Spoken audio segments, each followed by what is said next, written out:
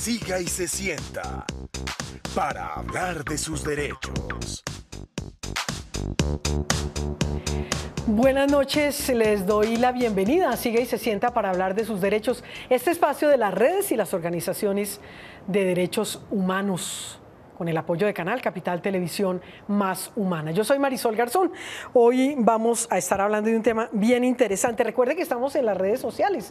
Estamos en Twitter como @Siga y se sienta. En Facebook también estamos en Siga y se sienta para que usted le dé ese me gusta a nuestra página. Vamos a tener el hashtag Fuero Militar. Pero hoy tenemos unas invitadas muy especiales y antes les recomiendo que escuche la emisora virtual Banca del Parque Radio, www.bancadelparque.com. Hoy nos acompaña aquí para hablar del fuero, la reforma a la fuero penal militar, dos invitadas muy especiales. Una de ellas es la doctora Soraya Gutiérrez, que está con nosotros.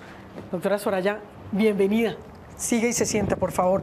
Pero también nos acompaña igualmente la señora María Eugenia Cruz. María Eugenia, bienvenida. Nos encanta que esté con nosotros. Hola, Soraya. Siéntese, por favor. Contémosle a todos los televidentes, doctora Soraya, ¿quién es usted? ¿Quién es Soraya Gutiérrez? Bueno, en primer lugar, gracias Marisol por invitarme a este programa. Un saludo para toda la audiencia, el público presente. Mi nombre es Soraya Gutiérrez.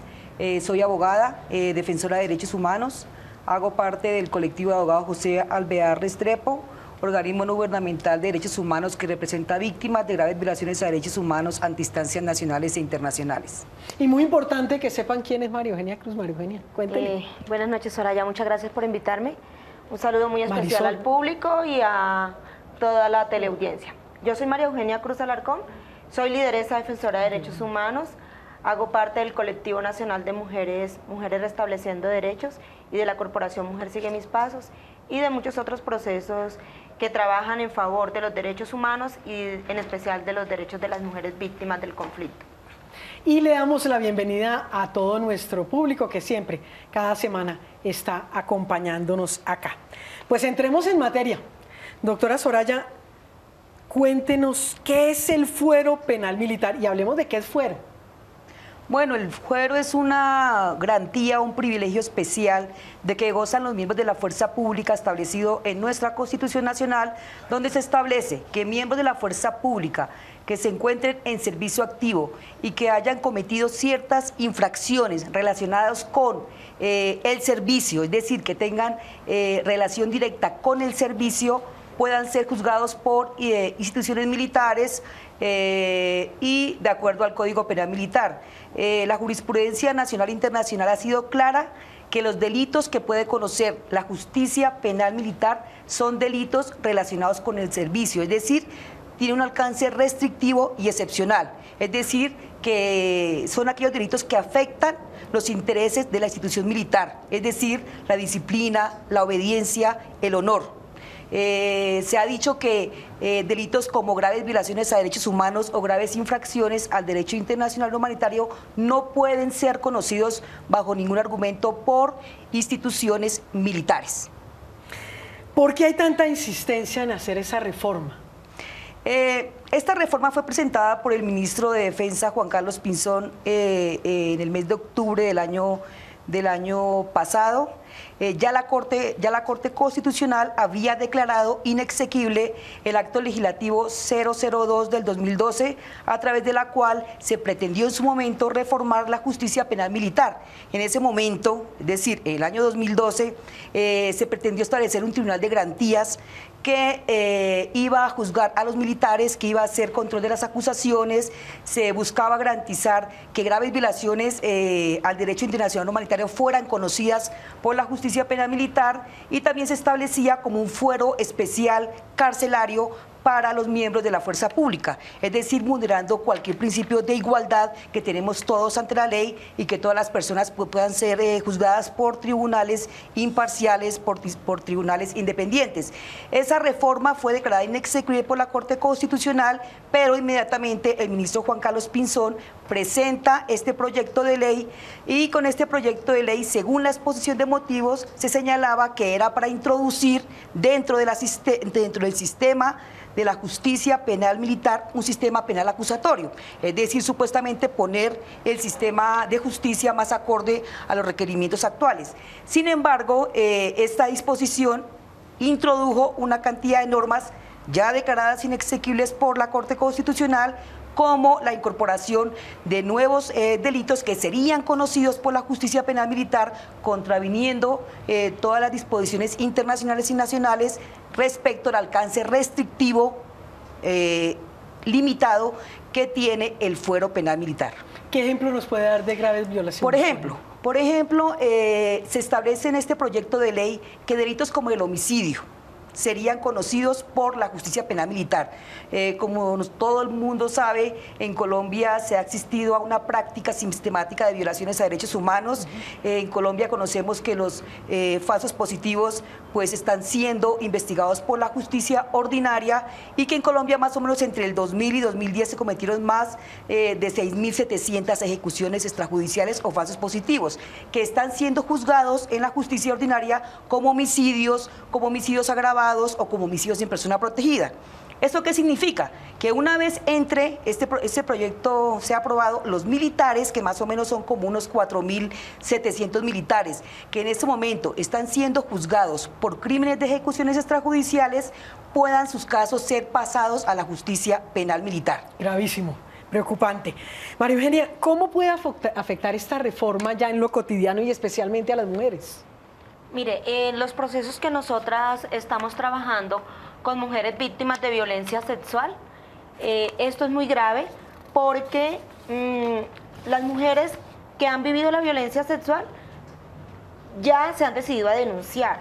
Hemos hecho un proceso donde se ha garantizado que las mujeres puedan ir a denunciar. Hemos documentado más de 460 casos de mujeres víctimas de violencia sexual, con un porcentaje muy alto del 70% cometidos por paramilitares y un 30% cometido entre guerrilla y fuerza pública. El fuero penal militar es muy grave porque aunque dice que la violencia sexual será remitida a la justicia ordinaria, aquí la doctora que sabe más de esas cosas me ayudará con algún término para ser más precisa, dice que será remitida a la justicia ordinaria, el Código Penal no contempla la violencia sexual, contempla el acceso carnal violento. Entonces, como sabemos que la violencia sexual tiene muchas tipificaciones, en ese sentido lo que hagan sus militares van a ser remitidos a la justicia penal militar. ¿Qué quiere decir eso? Que si una mujer es víctima de desnudez forzada, de esclavitud forzada, de cualquier otro acto contra su cuerpo donde no hay penetración, esto va a ser atendido solo por la justicia militar. Y en ese sentido es muy grave, Marisol, claro, porque las mujeres víctimas de violencia sexual lo que más buscamos y lo que más queremos es que se haga justicia, y en ese sentido aquí habrá una gran impunidad.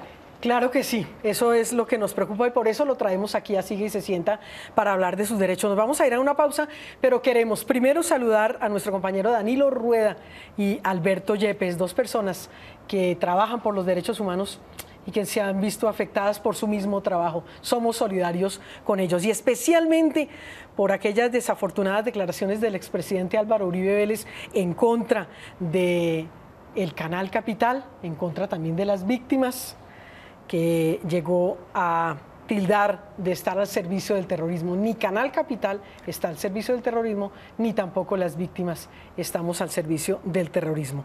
Nos vamos a una pausa. Ya regresamos a Sigue y se sienta para hablar de sus derechos.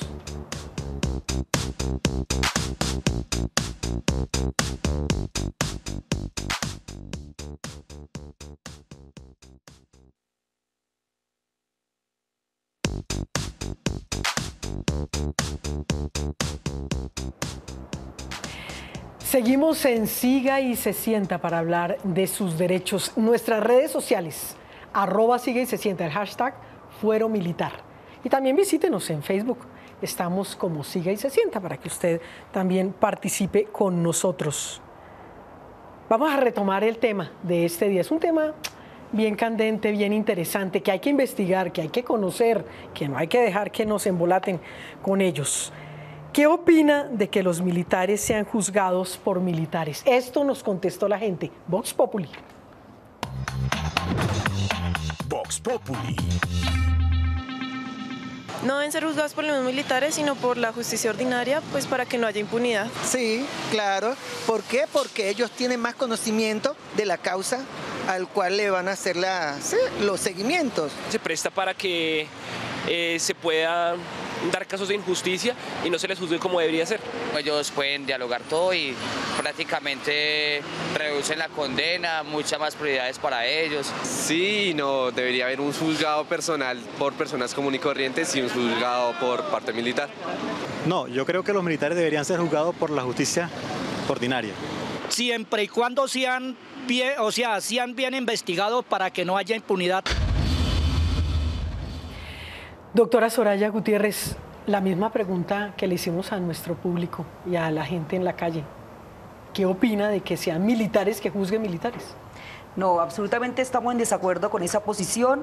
En muchos países del mundo incluso se viene derogando la justicia penal militar porque se considera que si un miembro de la fuerza pública comete una falta que va en contra de la disciplina militar, debe ser investigado disciplinariamente, pero no penalmente. ¿Por qué? Porque si dentro del Código Penal se encuentran disposiciones que tipifican esos delitos como hurto, como homicidio, como interceptaciones ilegales, como infracciones al VIH, deben ser conocidos por la justicia ordinaria.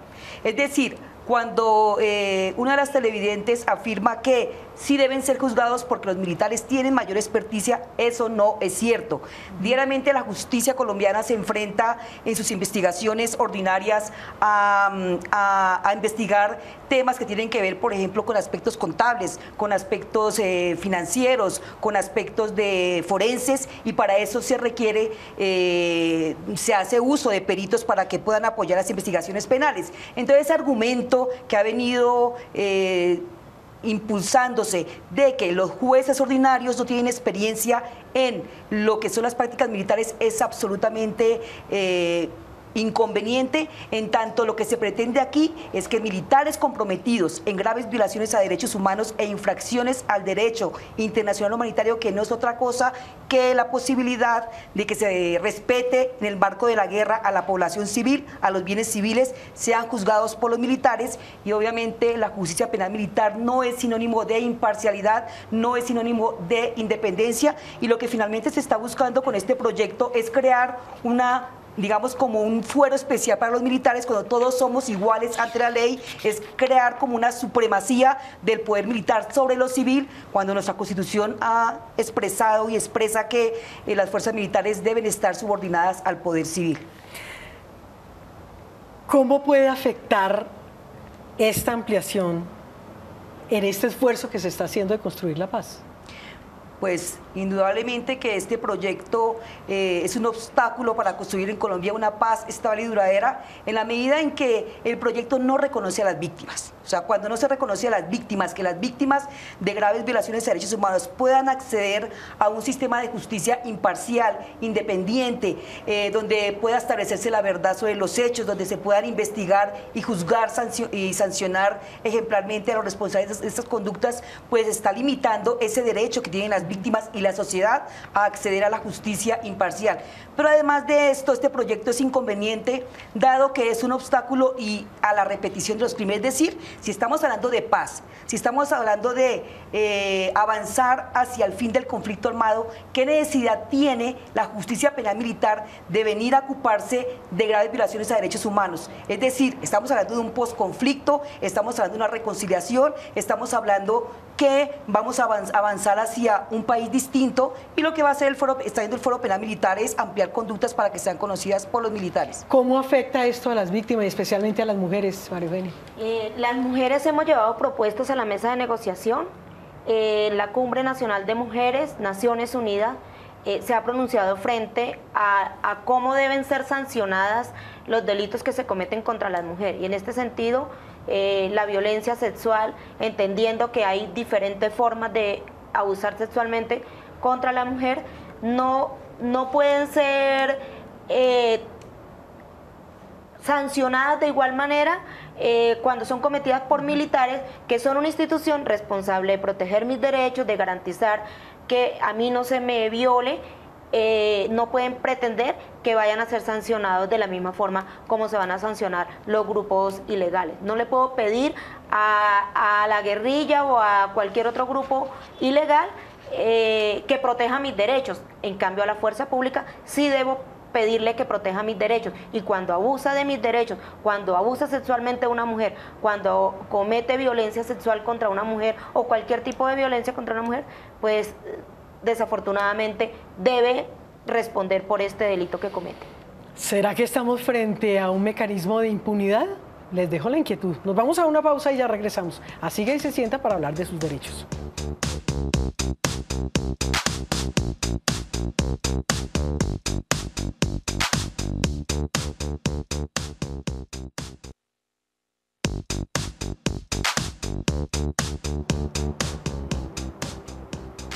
Gracias por estar a esta hora con nosotros. Martes 7 de la noche, Canal Capital, en Siga y se sienta para hablar de sus derechos. La píldora de pedagogía que tenemos aquí en este espacio. ¿Qué es una ejecución extrajudicial? Póngale cuidado. Píldora de derechos humanos. Las ejecuciones extrajudiciales son graves crímenes internacionales, considerado un crimen de lesa humanidad. Responde a la práctica del homicidio como lo conocemos en el ordenamiento nacional, pero un homicidio cometido de manera sistemática y generalizada. ¿Eso qué quiere decir? Que son múltiples las víctimas y que además responde esa práctica a un plan, a una estrategia o a una política. El Movimiento de Derechos Humanos en Colombia ha afirmado que las ejecuciones extrajudiciales se han presentado en Colombia particularmente bajo la denominación de falsos positivos. ¿Qué debe hacer el Estado frente a estos hechos? Debe poner su aparato de justicia civil y ordinario para que investiguen, juzguen y sancionen a los agentes estatales responsables de este crimen. De lo contrario, compromete su responsabilidad internacional y por lo tanto las víctimas pueden recurrir a organismos internacionales para buscar el juzgamiento del Estado y el juzgamiento también de los máximos responsables de estos crímenes. Falsos positivos que tanto hemos oído, pero que son parte de nuestra realidad y que no deben suceder. Vamos a darle la palabra a nuestro público. Sí, buenas noches, mi nombre es Nicolás y la pregunta va dirigida a la doctora Soraya. Mi pregunta es la siguiente: teniendo, digamos, en el marco del conflicto armado y teniendo en cuenta las causas que lo producen, ¿cuáles son las implicaciones de la reforma al fuero penal militar en términos del despojo de tierras? Bueno, muchas gracias por la pregunta, Nicolás. Digamos, el fuero penal militar tiene implicaciones respecto de las investigaciones penales que puedan comprometer a miembros de la fuerza pública en actividades relacionadas con el despojo de tierras. Nosotros hemos documentado en múltiples casos que hemos representado los vínculos, por ejemplo, que han tenido miembros de la fuerza pública con grupos paramilitares responsables del despojo de tierras. En Colombia se señala que más o menos entre 6 y 8 millones de hectáreas se encuentran hoy en manos de paramilitares y narcotraficantes. Al establecerse que delitos como el concierto para delinquir, es decir, concierto para cometer crímenes con estructuras paramilitares, puedan ser de conocimiento de la justicia penal militar, se estaría buscando blindar a los miembros de la fuerza pública y dejar en la impunidad estos graves hechos. Buenas noches, mi nombre es Cindy Forero y mi pregunta va dirigida a María Eugenia. ¿Qué implicaciones tiene el fuero penal militar en relación a los derechos de las víctimas? Mira, el fuero penal militar no va a reconocer los derechos de las víctimas. En este momento el proceso que se está llevando a cabo en este país reconoce a las víctimas y las víctimas tienen derecho a la verdad, a las garantías de no repetición, a que se haga justicia y a que se les repare. El fuero penal militar no va a permitir que las víctimas podamos acceder a justicia ni verdad, y la repetición, pues claro que se va a perpetuar. La impunidad va a continuar y en ese sentido creemos que no vamos a avanzar y será un retroceso si esto se llega a aprobar así como está contemplado.